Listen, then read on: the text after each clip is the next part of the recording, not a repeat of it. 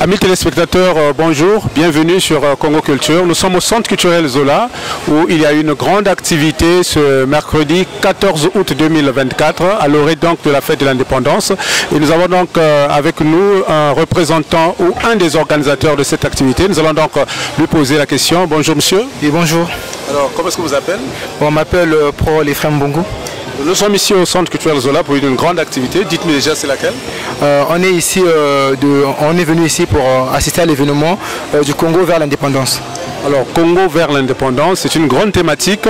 C'est déjà organisé par quelle structure? C'est organisé par OC, c'est-à-dire OX, Organisation culturelle et sportive éducative. Alors c'est une association qui existe depuis quand? Bon, on est depuis longtemps, mais on s'est lancé dans le domaine de production des arts il y a à peine 6 ans, voire 7 ans.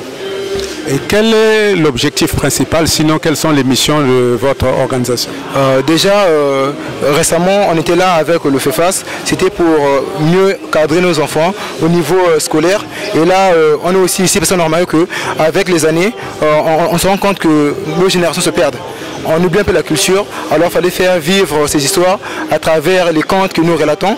Ça permet à la nouvelle génération et à l'ancienne de se rappeler de l'indépendance, et aux nouvelles générations doivent prendre acte et part de revivre en fait cette indépendance. Alors vous avez prévu quel type d'activité pour cette soirée? Déjà, on a prévu un mélange mixte où on a le théâtre, le slam, la danse, la danse contemporaine et autres. Et c'est là, dans une pièce qui va nous permettre de pouvoir mieux exprimer les mots de l'indépendance.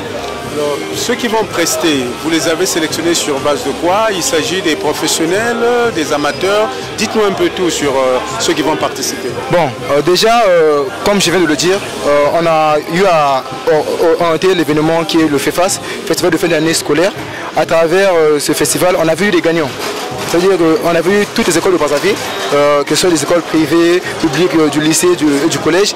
Parmi ces gagnants, on a pris ces gagnants-là et on a eu aussi à mettre à disposition des professionnels pour les encadrer, pour mieux relater cette histoire de l'indépendance. Alors, à la fin de cette activité, quels sont les objectifs que vous souhaitez donc avoir à atteindre à la fin de cette activité? Bon, le but c'est que, comme je viens de le dire, le but c'est de marquer l'époque, relater l'histoire. Nous ne voudrions pas que notre histoire de l'indépendance se perde.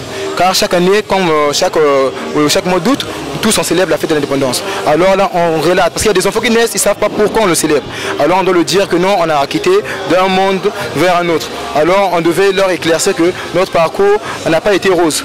Parce qu'il y a eu des gens qui ont fait des sacrifices pour qu'aujourd'hui nous soyons indépendants. D'où nous voulons que cela puisse rester gravé en eux.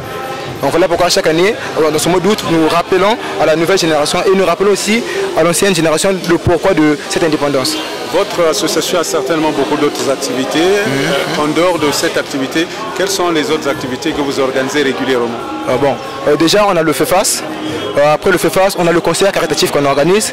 Après cela, on a aussi les activités comme Parasthétique, c'est-à-dire avec d'autres organisations qu'on est en collaboration.